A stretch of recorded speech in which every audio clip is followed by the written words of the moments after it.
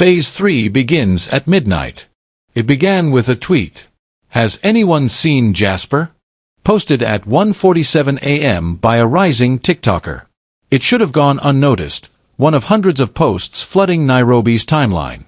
But Jasper wasn't just anyone. He was a parenting influencer with a picture-perfect family, known for content about his wife, his twin daughters, and his branded partnership with a luxury diaper company. But now, his socials were silent.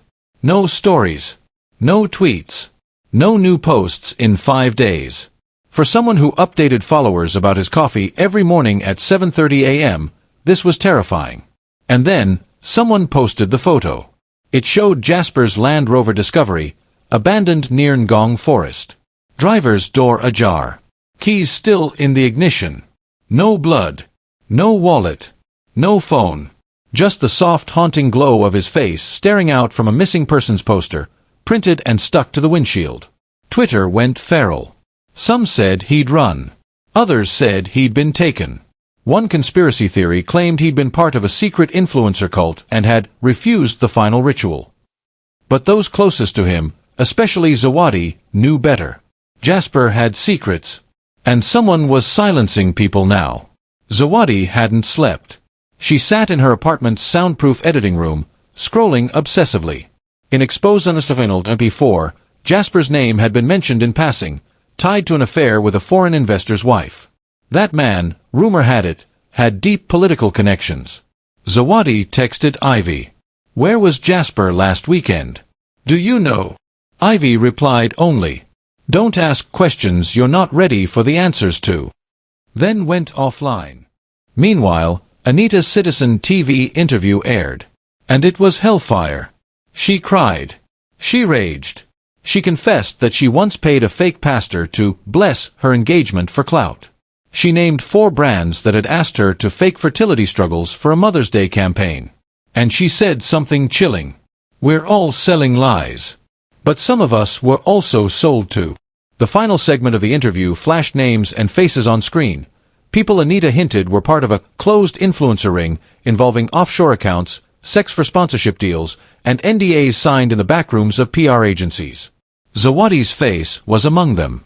Across Nairobi, a major brand, the very one funding Zawadi's Truth Tour, issued a statement. We are pausing all collaborations pending internal review. Zawadi stared at the screen, her chest hollowing. She called her producer. We need to release the documentary now, she said. But it's not ready. I don't care. If I lose control of this story, I lose everything. She hung up. Then stared at a still from the leaked expose clip. Kevin was dead. Jasper was missing. Liam was silent. And her? She was possibly next. And then, another message arrived. From an untraceable Proton Mail account. And the subject was, You were warned. You didn't listen. And inside was a video. A shaky and grainy clip. Probably from a drone footage. It showed Zawadi on her balcony, just yesterday, laughing on a phone call. Then the camera panned. Across the street, a figure in a hoodie. Watching her through binoculars. Standing perfectly still. Zoomed. Focused. Then, the video cut to black. The message had been simple. You were warned. But it wasn't the words. It was the video that broke Zawadi.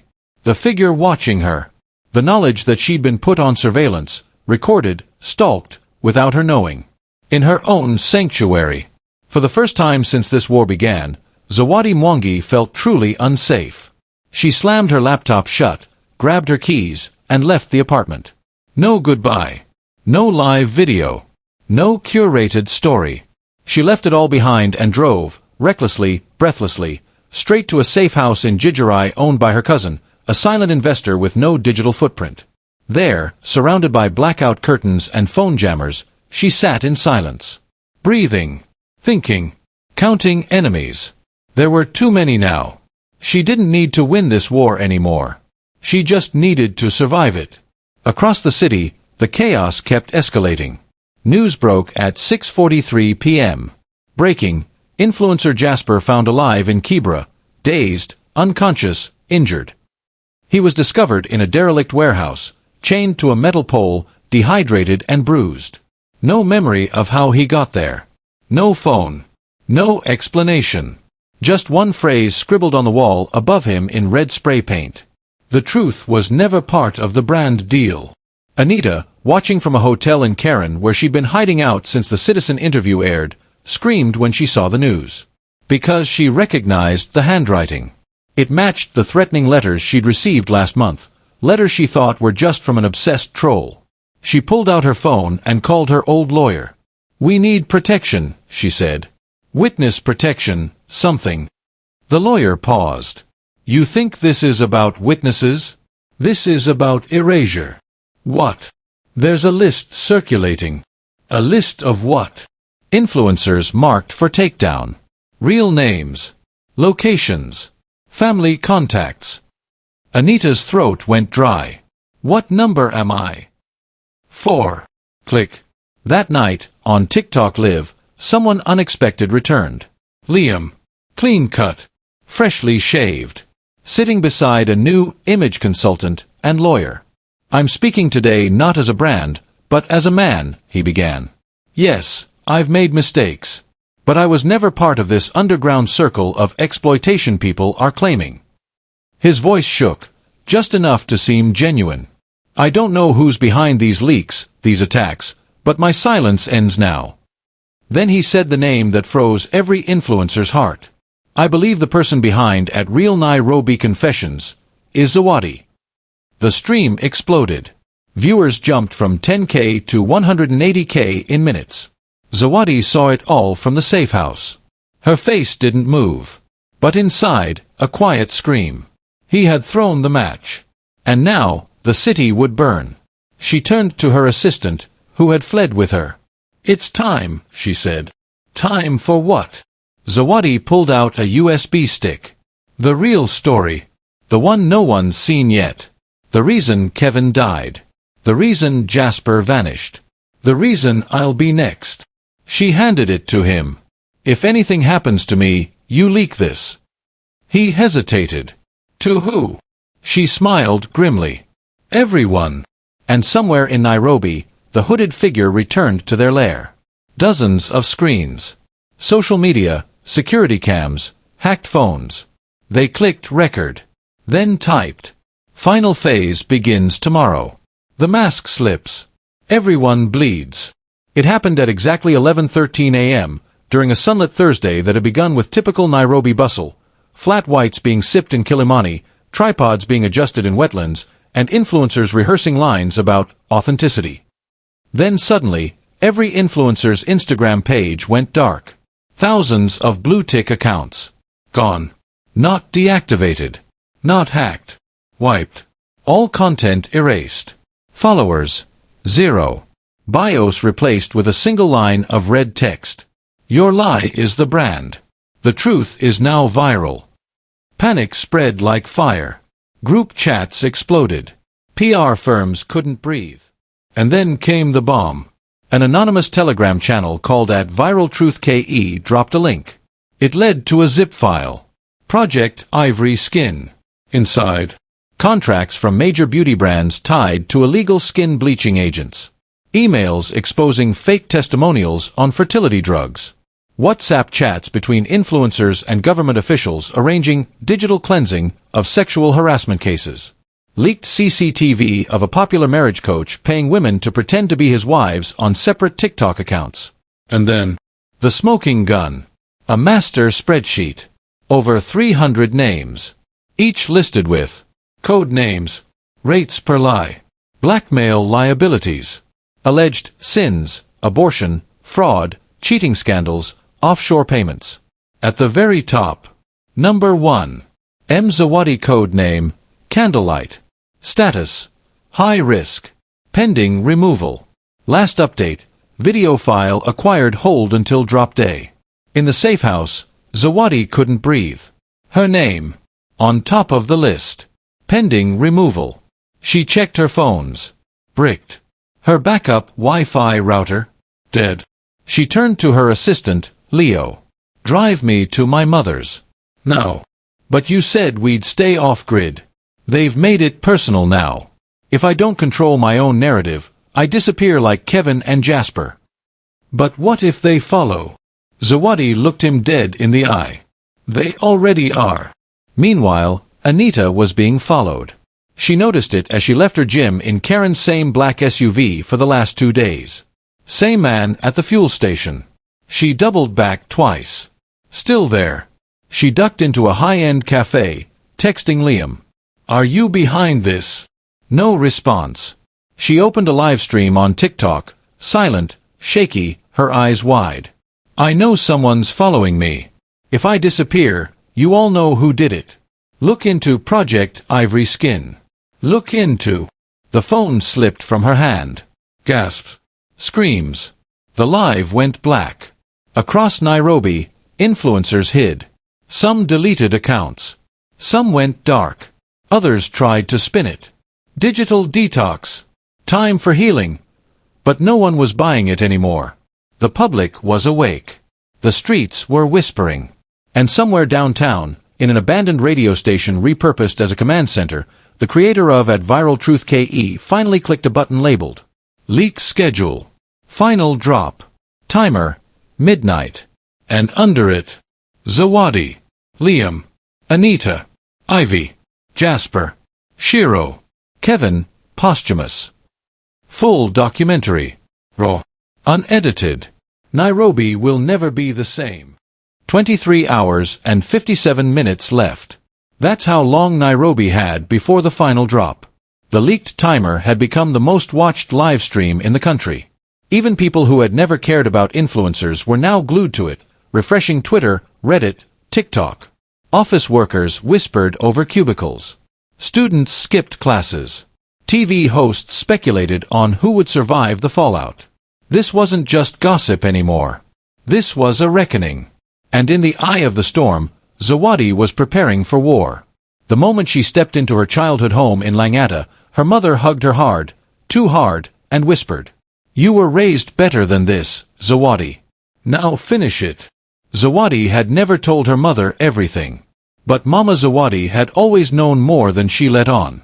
She didn't have a social media account, yet somehow, she always knew. In her old bedroom decorated with dusty trophies and outdated posters, Zawadi powered up a laptop that hadn't been used since university. No trackers. No bugs. She pulled out the USB she'd given Leo. Inside was the raw documentary, the one that named everyone, showed what Kevin had recorded, exposed the entire love for hire scam that had been going on under Nairobi's digital nose. The footage wasn't pretty. It showed Kevin crying before his death, saying, "I didn't know she was only 17. Liam, in a hotel room, boasting about making brand deals from scandals. Anita and Ivy mocking a charity giveaway that never sent the funds. Zawadi herself drunk, mid-confession saying, "I faked the miscarriage for numbers. I hated myself. Still do." It was honest, brutal, damning, and she was going to release it, before @ViralTruthKE did. Across town, Liam sat in a penthouse with his crisis PR manager. "Damage control won't work anymore," she said. "There's blood in the digital water." "What do I do?" he asked, voice hoarse. "You do what they don't expect." She slid him a burner phone. "Call Zawadi." He scoffed. "She'd kill me. Better her on your side than in your obituary." Anita, meanwhile, had gone underground. Her team smuggled her out of Nairobi and into Naivasha. But she wasn't hiding anymore. She was writing a tell-all memoir. Title: Influenced, The True Cost of Going Viral. But as she drafted the first chapter, her laptop pinged. An email. From @ViralTruthKenya. Subject: We have the rough cuts. Let us tell your story, or we'll tell it without you. Attached: an audio file of her and a married politician in a hotel room, whispering secrets and laughing about how easy the masses are to fool. The city couldn't sleep. Radio shows canceled music segments and ran call-ins all night. A Twitter space hosted by a tech journalist broke 200,000 listeners. Churches planned crisis sermons. Influencers, those still left, privately begged hacker groups to help them vanish. And when the countdown hit 2 hours and 10 minutes, the first body dropped. A live Instagram stream. Shaky. screaming. A well-known male influencer, shirtless and bloodied, stumbling outside his Kilimani apartment. He kept repeating, "I tried to stop it. I swear, I tried to." Then collapsed. Dead. Zawadi got the call from Ivy. "They're not just leaking things anymore," Ivy whispered. "They're cleaning up." Zawadi's voice was a whisper. "Then I have no choice." "What are you saying?" Zawadi's eyes, once glossy with fear, now burned.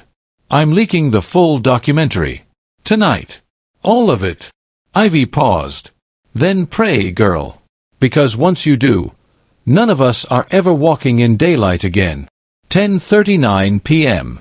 Langata.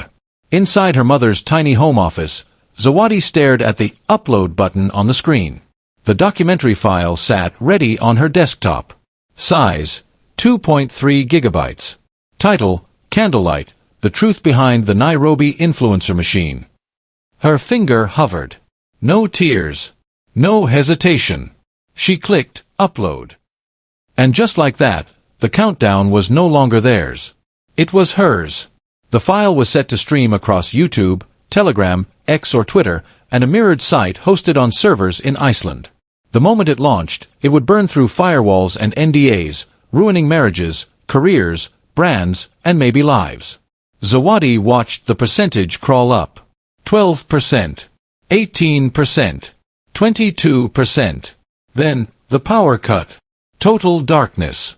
A second later, her backup generator kicked in. Leo rushed in, out of breath. They cut the power. Main line. Not a coincidence. Zawadi stared at the blinking screen. "Still uploading," she muttered. "Someone's coming for it," Leo said. "We have to move." She shook her head. "Not until it hits 100%.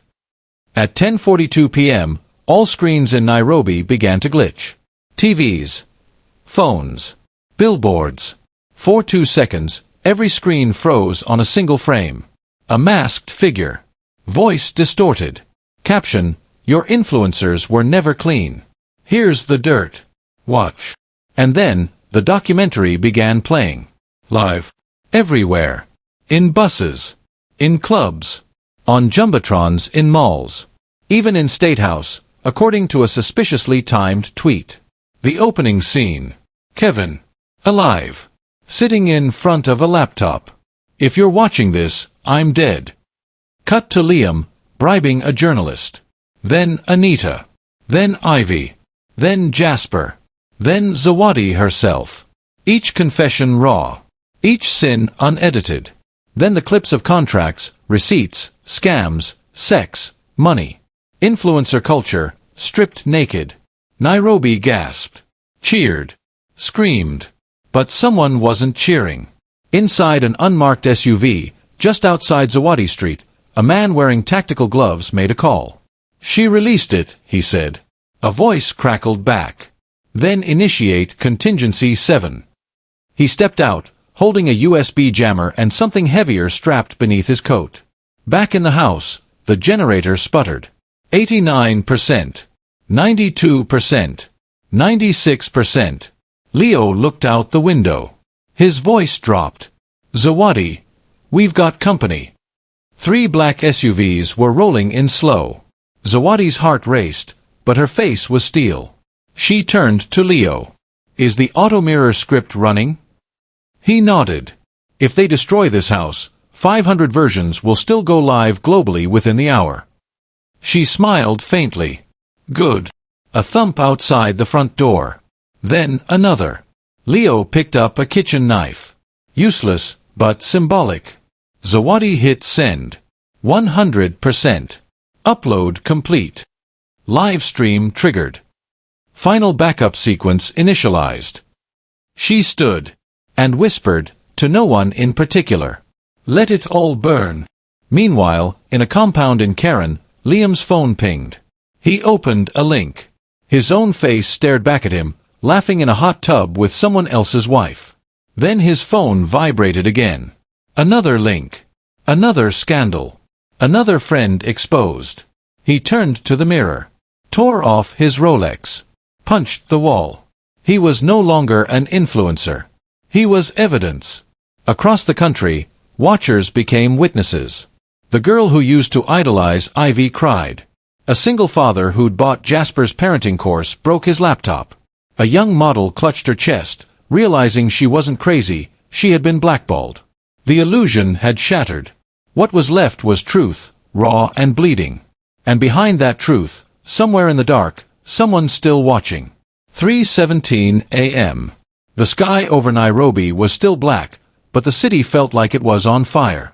News anchors looked like they'd been awake for days, switching from English to Kiswahili mid-sentence, trying to describe the indescribable. The documentary appears to confirm not just influencer fraud but coordinated political manipulation, illegal financial operations, and what one analyst has called digital colonialism at the hands of the elite. Screens kept playing. Phones kept pinging. But in the background of this storm, the real game had shifted. Zawadi and Leo were gone. By the time the SUVs burst through the compound gate, the house was empty. The generator had been rigged to blow in 30 minutes, enough time for them to vanish. They had left behind one thing, a note, scrawled across the wall in black lipstick. The truth isn't yours to kill. What the men in black didn't know. The files hadn't just gone live. They'd gone viral in a way Nairobi had never seen before. Telegram channels, 350,000 plus members. Hashtag candlelight leaks trending globally. Anita's politician lover suspended. Ivy's brand deals terminated by dawn. Jasper's booking agency deleted their website. Liam, now trending under hashtag LiarLiam and hashtag Nannygate. But even as the fallout raged, a darker conversation began emerging online. A new username. One that hadn't been part of the leaks. One that hadn't been exposed in any list or spreadsheet. At EchoShadow254. Their first post. A single, distorted photo of Zawadi, in the safe house. Hours before the leak. She thinks she burned it all. She forgot who wrote the script. Underneath that, a new countdown. Next drop, 48 hours.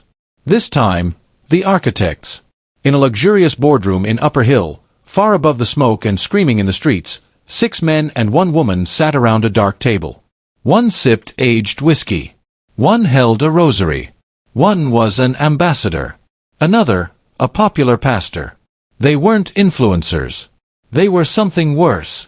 The financiers behind the image machine. Their faces never showed up online. But every face online had once been approved by them. The only reason Zawadi had survived this long? She was useful once. Now, she was a liability.